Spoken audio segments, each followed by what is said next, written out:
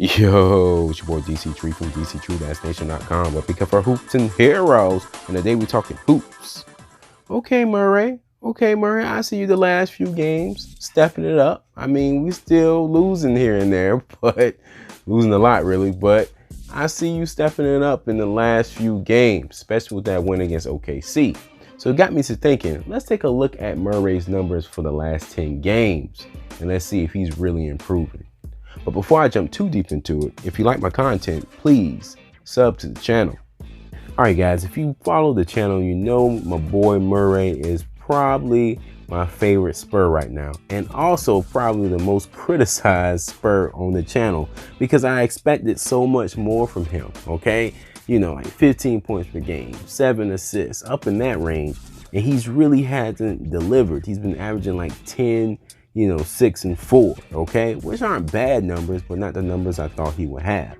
So the last few games, though, he's been showing his potential a lot. Although the Spurs have went 1-2 in the last 3 games, against SAC, he had 17, 9 and 9, almost a triple-double. That was awesome. Against Denver, he had 14, 6 and 9. That was awesome too. I was like, okay, I see you, Murray. And then finally the Spurs broke through for the first time in like 6 games and got a win. And he had 25, 9 and 3. So those are the type of numbers I was expecting Murray to put up, more often this season. So he has a little bit of rhythm. He has more minutes from Pop, thank God. But when you look at his numbers throughout 10 games, okay, the picture gets a little bit more narrow.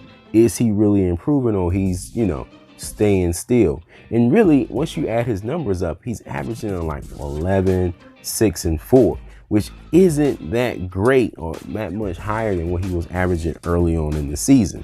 Now, to be fair to Murray, his decision making has improved. It has improved on the court. He still turns the ball over every now and then, and he still needs to work on that part of his game, but it's improved. And to be fair to him, again, he's pretty much a year behind on his development because of his injury, okay? That injury took him out for a year. So things like decision making, flow of the game, just learning the game, the nuances of the game is going to come a little bit slower because he did miss so much time. And you got to give it to him. He's the best defensive player on the team, hands down. I mean, you can make an argument that White is probably his equal. I'll listen to that argument, but I'll put my money on, someone who made All-NBA second team, okay? Murray has improved his jumper. He has improved his offense as a whole. It's not perfect. He still has a lot to learn, a long way to go, but we got to give him credit for that. He has been playing well when he's on. He can hit an outside shot. He can drive the basketball. He can finish strong. The problem that's hurting his numbers is consistency. It's either feast or famine. He's either having 17, 18, 19 points a game or like 2 points, okay? He laid the egg against Portland, laid the egg against Chicago, laid the egg against the Clippers, where you only make 1 shot. And I do understand he deals with foul trouble because he is aggressive defensively sometimes. But over the stretch of the season, consistency with his offense has been an issue.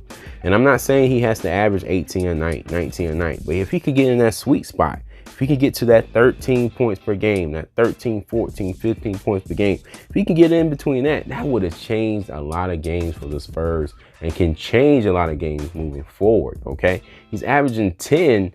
Hey, hit a couple more baskets for us and you got 14 points a game. It's easier said than done, don't get me wrong, but it can make a huge difference for Murray individually and for the team as a whole.